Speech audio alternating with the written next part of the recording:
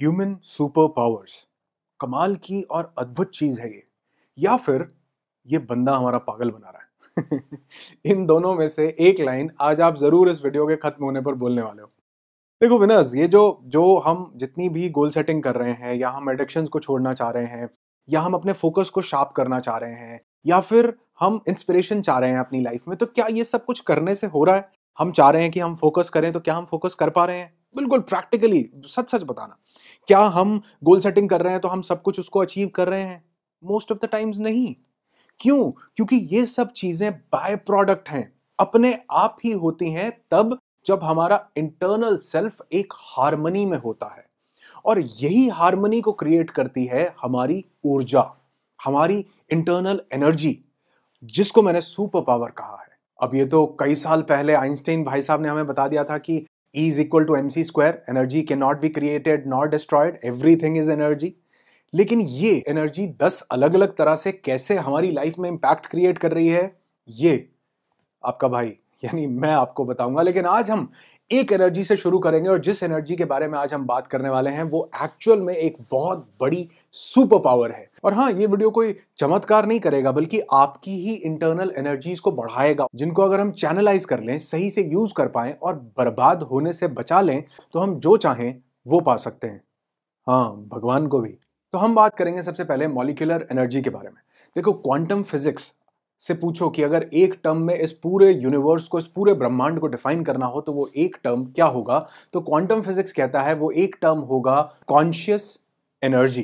देखो, ये तो हमें बहुत बार पढ़ाया गया कि हमारा एक कॉन्शियस माइंड है, एक सबकॉन्शियस माइंड है। बिल्कुल सही। ये कॉन्शियस और सबकॉन्शियस के बीच में एक माइंड और है, जिसको हम मंकी माइंड कहते हैं, जिसको हम चैटर माइंड कहते हैं, जो सारा दिन बकबक करता रहता है। हम कॉन्शियसली एक्टिवेट ही नहीं होते, हम उस चैटर के, उस बकबक के गुलाम बने होते हैं। बिल्कुल सच सच बताना, अगर ये बिल्कुल सच हो तो कमेंट करके भी बताना कि क्या ऐसा होता है कि नहीं सच्ची में। एक होती है कॉन्शियस चैटर, जिसको हम प्लानिंग के तहत करते हैं, अपने माइंड के साथ बात करते हैं, which is not that wrong. एक है अनकॉन्शियस चैटर, बकबक, फालतू की बकवास, माइंड का भटकाव, इधर से भटकना उधर से भटकना। और यही जो माइंड का भटकाव है, ये हमारी सबसे ज्यादा एनर्जी को कंज्यूम करता है, क्योंकि इस माइंड के भटकाव में बहुत बड़ी स्विचिंग है। कभी माइंड पास्ट में जाता है, कभी फ्यूचर में जाता है, कभी प्रेजेंट में आ जाता है, कभी स्ट्रेस केमिकल निकलते हैं, कभी हैप्पी केमिकल निकलते हैं, कभी हम बेफालतू के अपने एमिगडाला को परेशान करते रहते हैं, कभी हाइपोथैलेमस जो है हमारे एड्रेनल ग्लैंड को कहता है कि भैया कॉर्टिसोल रिलीज करो, कभी वो कहता है डोपामिन। तो बेसिकली ये स्विचिंग एक जगह से दूसरी जगह पर मंकी पागलों की तरह कूदता रहता है, और हमारी सारी एनर्जी को ये सक कर लेता है। एक एग्जांपल देता हूं। आपने, बहुत सारे लोगों ने ट्रेवल किया होगा और रूटीन में करते होंगे ट्रेवल, तो कई बार ऐसी जगह जहां पर नेटवर्क नहीं होता, तो जब नेटवर्क नहीं होता तो आपका मोबाइल फोन उस नेटवर्क को सर्च करने के लिए बहुत जोर लगाता है, और आप नोट करेंगे कि उस नेटवर्क को सर्च करने में आपके मोबाइल की सबसे ज्यादा बैटरी खर्च हो जाती है। Same goes with ourselves.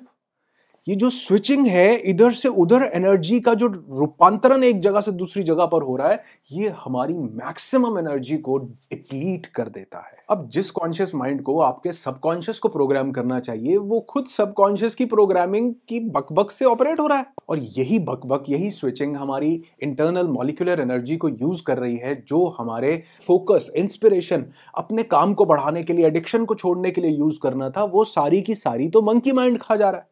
तो हम कोशिश ये कर रहे हैं बाहर से कि हम फोकस्ड हो जाएं, हम एडिक्शंस को छोड़ दें, लेकिन उसके लिए पर्याप्त जो सफिशिएंट अमाउंट ऑफ एनर्जी है, we don't have that energy inside us. तो बेसिकली ये जो कॉन्शियसनेस है, ये एनर्जी का रिजर्वॉयर क्रिएट करना है, ताकि ये सब चीजें जो बाय प्रोडक्ट होनी चाहिए, जिनको हम जबरदस्ती हासिल करना चाह रहे हैं, ये ऑटोमेटिकली एक ऑटो पायलट मोड पर हमारी एनर्जी से चैनलाइज हो सके। अब ये जो कॉन्शियसनेस जिसकी मैं बात करने वाला हूं, ये कॉन्शियसनेस एक होश की प्रक्रिया है। बेहोशी से होश में आना है, अपने इंटरनल सेल्फ के साथ कनेक्ट करना है। और इस कॉन्शियसनेस में माइंड का कोई भटकाव नहीं है, माइंड की कोई मंकी माइंड की इधर से उधर कोई जंपिंग नहीं है, कोई स्विचिंग नहीं है। इंस्टेड आपको लगेगा कि अगर कोई जंपिंग नहीं है तो माइंड की कम एनर्जी खर्च होगी। जी नहीं, इस कॉन्शियसनेस की स्टेट में हमारा माइंड रिचार्ज होने लगता है। अब मैं आपको 3 स्टेप्स में बताऊंगा कि कैसे ये आपके लिए सुपर पावर हो सकती है कॉन्शियसनेस, और कैसे आप इसको अपनी लाइफ में उतार सकते हैं। तो सबसे पहले तो आपको अपनी सेंसेस को विराम देना है। ये जो हम देख रहे हैं, सुन रहे हैं, ये हमारी एनर्जीज को बहुत ज्यादा यूज कर रहा है। तो जब हम अपनी सेंसेस को विराम देते हैं, आपको याद होगा मैंने एक वीडियो में बताया था कि क्यों जो लोगों की एक सेंस कम होती है, किसी की आंखें चली गई तो उसकी सिक्स सेंस डेवलप होने लगती है, क्योंकि वही एनर्जी कहीं और चैनलाइज होने लगती है। तो ठीक वही आपको करना है कि आपको अपनी सेंसेस को विराम देना है। आंखें बंद करो, सुनना बंद करो, टच, फील, टेस्ट, स्मेल कुछ भी करना बंद करो। यानी basically it's a process which helps you go inside.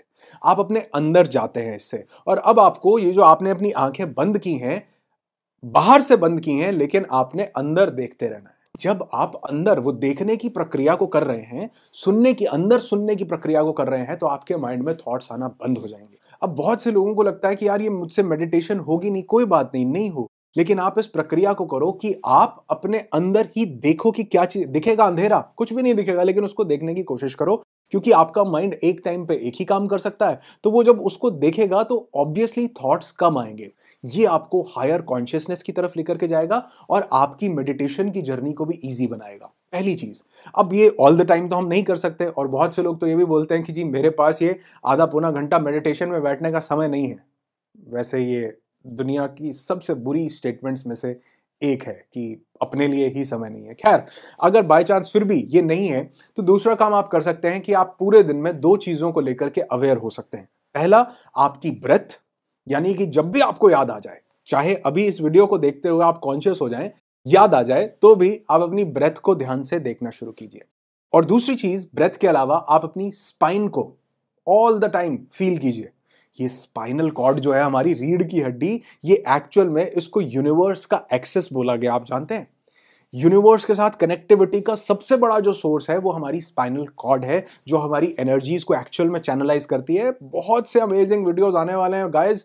एक ऐसे मोड में हूं जहां पर रियल ट्रांसफॉर्मेशन आप तक पहुंचाऊंगा, इसलिए अगर अभी तक चैनल सब्सक्राइब नहीं किया जरूर कर लेना। तो आप दूसरी चीज कि अपनी ब्रेथ के बारे में अवेयर रहिए कि ये सांस आई या गई। अब इसमें लोग एक गलती बहुत बड़ी ये करते हैं कि वो सांस को डेलिबरेटली लेना शुरू करते हैं। जो मैंने एक डीप ब्रीदिंग की टेक्निक एक वीडियो में बताई थी, वो एक अलग चीज है, लेकिन यहां मैं बात कर रहा हूं सिर्फ ऑब्जर्व करने की। जैसे सांस चल रही है आप वैसे ऑब्जर्व करेंगे तो थॉट्स बहुत ज्यादा कम हो जाएंगे। अपनी स्पाइनल कॉर्ड पे अटेंशन पे कीजिए। लेकिन जब आपको लग रहा है कि आप बहुत ज्यादा कोई काम कर रहे हो, तो उस टाइम पे हम तीसरा और सबसे इंपॉर्टेंट स्टेप कर सकते हैं कि हम वो काम ही करें बस।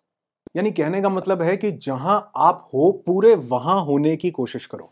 जो आप कर रहे हो पूरे वही करने की कोशिश करो। एक्चुअल में हम जो कर रहे हैं हम वो नहीं कर रहे, क्योंकि हमारा मन कहीं और है। अब प्रॉब्लम तो यही हो रही है कि हम ब्रश कर रहे हैं तो थॉट्स कहीं और जा रहे हैं, हम वीडियो ये सुन रहे हैं लेकिन दिमाग कहीं और जा रहा है। और यही हमारी ऊर्जा को खोने का सबसे बड़ा रास्ता है। बहुत सारे लोग अभी तक इस वीडियो को छोड़ गए होंगे, क्योंकि अभी तक उनको लगा होगा कि यार ये तो कोई मोटिवेशन वाली बात नहीं हो रही, ऊर्जा की बंदा बात कर रहा है, लेकिन ऊर्जा तो कहीं से आने रही। कोई मोटिवेशनल वीडियो देखते हैं, ठां ठां करते हैं, और वो अब तक इस वीडियो को छोड़ चुके होंगे। यार ये वीडियोस नहीं है, ये हमारी लाइफ का एक मैनुअल है जिसको कंप्लीटली जानना जरूरी है। तो अगर वीडियो कभी भी आपको बड़ा लगता हो तो जब भी आपके पास समय ना हो उसको वहीं रोको, जब दोबारा टाइम मिले वहां से दोबारा स्टार्ट कर दो, दोबारा से देखो। तो बेसिकली आपको जो काम आप कर रहे हो उसी को करना है। तो यहां पर एक छोटी सी स्टोरी मुझे याद आती है, ओशो से सुनी थी। अगर आप इसको स्किप करना चाहते हैं तो यहां पर डायरेक्ट क्लिक कीजिए, ये स्टोरी स्किप हो जाएगी। तो ओशो ने स्टोरी सुनाई थी कि एक बार एक बहुत बड़े राजा थे, वो किसी ज़ेन फकीर के पास जाते हैं और कहते हैं कि जी मुझे आपसे बहुत कुछ सीखना है। तो वो राजा कहते हैं ठीक है जी, बैठो, देखो और सीखो। तो वो जो फकीर थे वो गड्ढा खोदने लगते हैं। तो थोड़ी देर के बाद राजा बोलता है कि जी आप कुछ बोलते ही नहीं, कोई बात ही नहीं करते, आप तो गड्ढा ही खोदते जा रहे हैं। तो वो ज़ेन फकीर बोलते हैं कि गौर से देखो, मैं हूं ही नहीं, मुझे इससे अलग करके देखने की कोई जरूरत नहीं है। मैं गड्ढा खोद रहा हूं ऐसा कहना भी गलत है, मैं खुद ही गड्ढा खोदने की एक प्रक्रिया हो चुका हूं ऐसा कहना ही सही। तो वो ज़ेन फकीर से वो राजा बोलता है कि जी मैं तो आपसे बहुत कुछ पूछने आया था, फिर ऐसे तो मैं बात ही नहीं कर पाऊंगा, तो फिर मैं जाता हूं। तो वो फकीर बोलते हैं ठीक है, लेकिन याद रखना जब जाओ तो जाना ही हो जाना, सिर्फ वही करना। वो कहता है लेकिन मैं तो आपसे यहां बहुत कुछ पूछने आया था। तो वो कहते हैं पूछो, लेकिन जब पूछो तो याद रखना कि तुम पूछना ही हो जाओ, तुम बचो ही नहीं।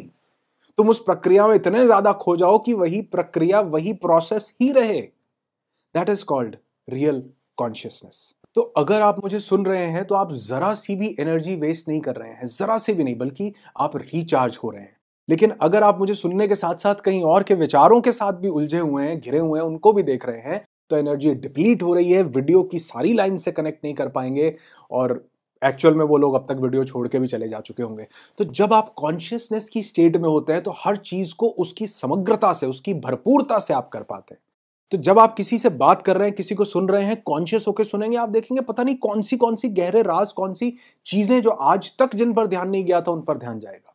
जब आप कॉन्शियस होकर के खाना खाएंगे तो आप देखेंगे कि खाने का ऐसा स्वाद आज से पहले कभी आया ही नहीं था। वीडियो देख रहे हो तो ये वीडियो का देखना ही बचे, आप बचो ही नहीं इस प्रक्रिया में। कॉन्शियसनेस, आप देखेंगे आप रिचार्ज होंगे। जैसे मैं ये वीडियो बना रहा हूं तो मैं वीडियो बनाना ही हो गया हूं, मेरे पास और कोई थॉट, कोई विचार कुछ नहीं है। तो आप, कई बार मैं ये नोट करता हूं कि वीडियो बनाने के बाद मैं ज्यादा रिचार्ज हो जाता हूं, एनर्जी से भरता हूं। क्यों? क्योंकि वो कॉन्शियसनेस ने मेरी एनर्जी को डिप्लीट नहीं किया।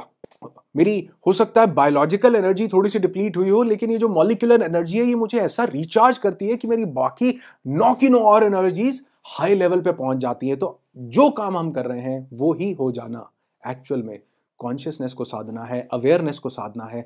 ये जो साइंटिफिक एविडेंसेस मैं आपको साथ में देता हूं ना, न्यूरो बैक्ड अप साइंसेस जो मैं आपको देता हूं, ये इसलिए देता हूं ताकि आप इनको अपने न्यूरॉन्स तक उतार पाएं, एविडेंस दे पाएं अपने आप को। और फ्रेमवर्क्स इसलिए देता हूं ताकि आप इसकी प्रैक्टिस अपनी जिंदगी में कर पाएं। इस न्यू ईयर पे ये मेरी तरफ से आप सब लोगों को एक गिफ्ट है, जो कि है हमारा जूम पर एक फ्री वर्कशॉप, जिसका लिंक आपको डिस्क्रिप्शन में मिलेगा।